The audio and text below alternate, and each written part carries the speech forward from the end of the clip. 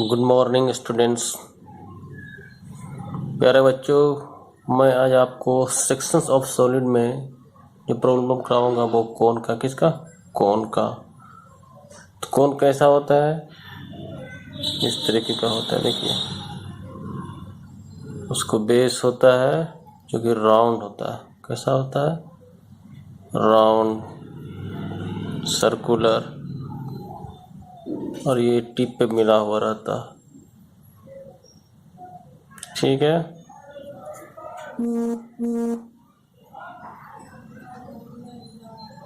ये भी देखिए, पेंसिल को अगर ये पूरा इसको राउंड अगर मान लिए तो ये पेंसिल भी क्या हुआ, कोन हो गया।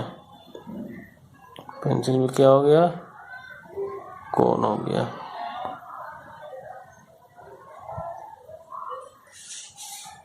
ठीक है,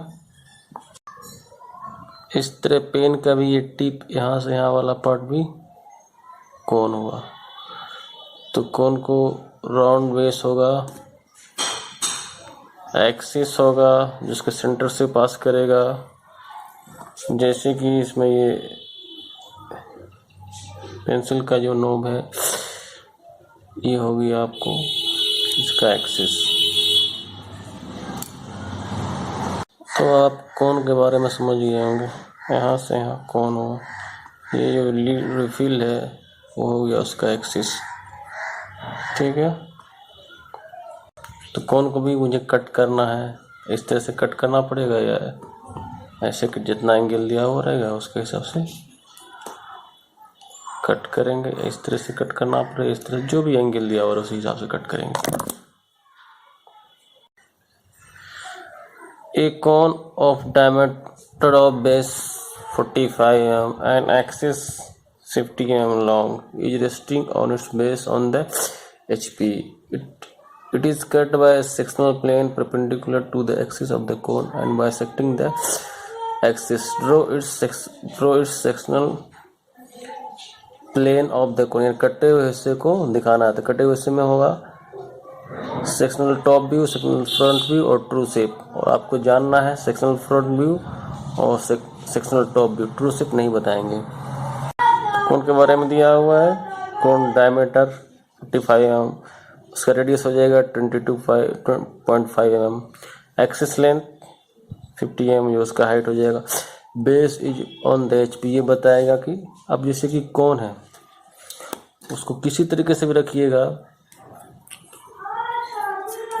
क्योंकि इसका राउंड बेस होता है। तो कैसे भी रखिएगा, ऐसे रखिए या फिर घुमा के रखिए, पलट करके, तो क्या उसमें कोई फ़र्क नहीं पड़ेगा क्योंकि इसमें साइड नहीं होता है। ठीक है, तो इसको कैसे भी रखेंगे तो वैसे ही होगा। इसीलिए आप इसको, इसका बेस कहाँ हो जाएगा, HP में। ठीक, इसका बेस HP में हो जाएगा। सेक्शनल प्लेन का बाइसेक्टिंग का बाइसेक्टिंग में होता है हाफ।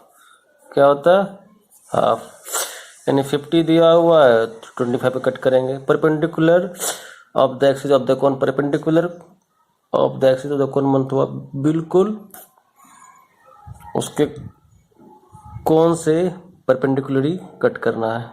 तो परपेंडिकुलर का मतलब हो जाएगा 90 डिग्री, बिल्कुल इस तरीके से कट कर देना है, बिल्कुल इस तरीके से कट कर देना है। परपेंडिकुलर एक्सिस ऑफ द कोन, इस तरीके से perpendicular axis of the cone cut कर देना है। डायमीटर दिया 45 mm, इसका मतलब उसका रेडियस ले लेंगे 22.5 mm का एक आर्क ले लेंगे, एक चाप ले लेंगे। 22.5 का ले लिए, अप्रोक्स 23 का हो जाएगा, समझिए आप। ऑटोमेटिक 45 हो जाएगा, क्योंकि कोन में साइड नहीं होता है, इसलिए इसको मिनिमम 8 भाग में बात करना, 8 इक्वल पार्ट में बांटना है। तो इस तरीके से कितना हो जाएगा, 2 पार्ट। फिर वर्टिकल ले लेंगे तो 4 पार्ट। देखिए आगे मैं बनाता हूँ। ये 2 भाग में हो गया, जो कि इसका डायमीटर 45 mm है, यहाँ से यहाँ 45 mm हो गया। फिर इस तरह से परपेंडिकुलर लेंगे तो ये 4 भाग में बट जाएगा। देखिए 4 पार्ट में बट गया। इसको ये 90 डिग्री को 45 पर ले लिए और इधर से इधर कर दिए ऊपर से नीचे तो 6 भाग, और इस तरह से इधर भी 45 लेकर इधर से खींच दिए तो 8 भाग में हो जाएगा। ये भाग जो करना है 4H पेंसिल से करना है, और ये आपको 3H से रहेगा इसका राउंड सर्कुलर बेस। देखिए इधर 45 ले लिए, उधर 45 ले लिए, इस तरह से मिला देंगे तो 6 भाग, फिर इस तरह से मिला देंगे तो 8 भाग हो जाएगा। देखिए ये हो जाएगा 6, फिर इधर भी ले लेंगे 2 भाग बांट देंगे तो 8 भाग हो जाएगा। 45 लिए, इधर मेजरमेंट किए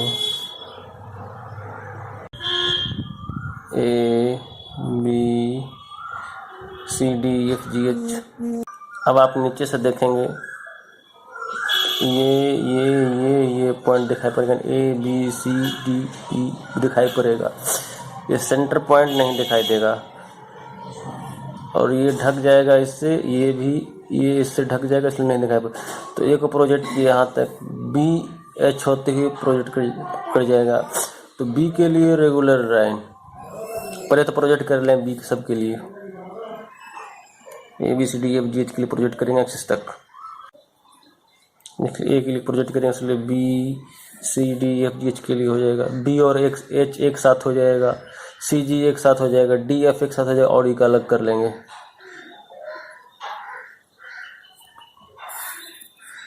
फोर एच से करेंगे, पता है आपको।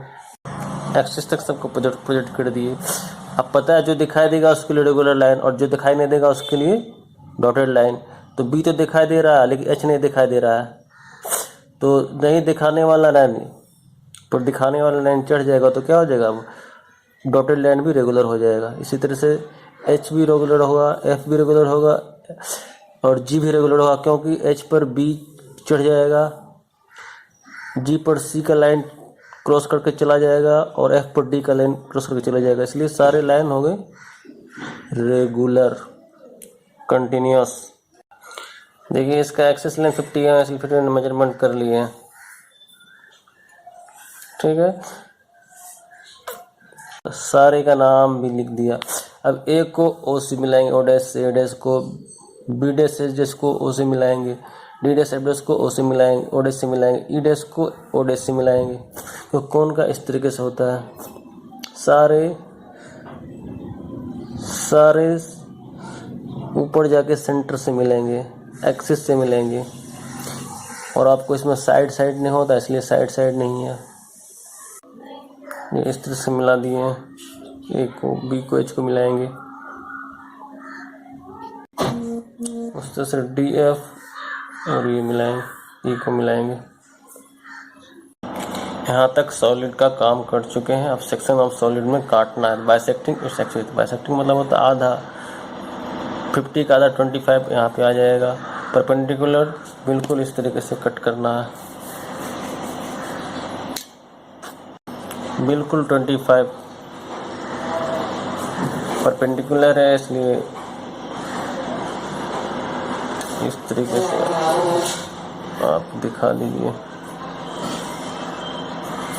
परपेंडिकुलर का मतलब होता है 90 डिग्री, लेकिन 90 डिग्री बन रहा है, समझ गए होंगे आप। परपेंडिकुलर का मतलब होता है आधा, बाइसेक्टिंग का मतलब होता है आधा, या तो इधर से आधा लीजिए या उधर से आधा लीजिए, बात बराबर एक ही जगह पर आएगा, तो ये हो जाएगा। और perpendicular to the axis of the cone में 90 डिग्री कट हो रहा है।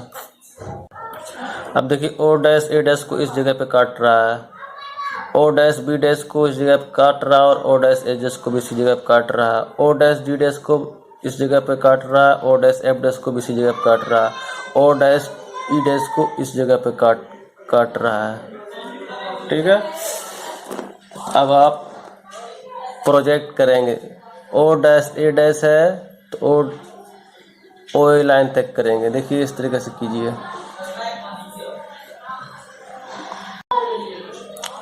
OA को इस तरीके से OA तक आए, OB में यहाँ पे इसको एक लिखेंगे, यहाँ पे क्या लिखेंगे, एक डैश। OB के लिए OB तक आएंगे, OB तक और OH दोनों एक ही लाइन में हो जाएगा। देखिए OB ये आपका हो गया 2, तो ये हो जाएगा 2 डैश। OB और H के लिए भी इसी में आपको देखेंगे, आगे बताएंगे। और OC के लिए पूरा इसी से ओवरलैपिंग क्रॉस करके चला जा रहा है।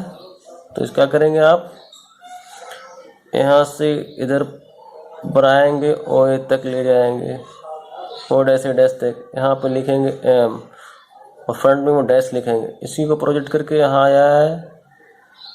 यहाँ कंपास और यहाँ पेंसिल लेके एक बार C की तरफ राउंड करेंगे, एक बार G की तरफ अप्रोच करेंगे। तो यहाँ पे आपका हो जाएगा 3। देखिए M डैश यहाँ पे आया तो क्या हो जाएगा, M हो जाएगा। O पर रखिए कंपास, M पे पेंसिल, घुमा के एक बार C की तरफ ले जाइए। C पे 0.3 गया और इसी को घुमा के एक बार ले जाइए G तक। तो ये आपको पॉइंट हो गया 3rd और ये 3rd डैश। ठीक है, ये यहाँ तक आया, एरो से भी समझ लीजिए आप। अब देखिए O डैश G डैश में OD तक आप इसको प्रोजेक्ट करेंगे।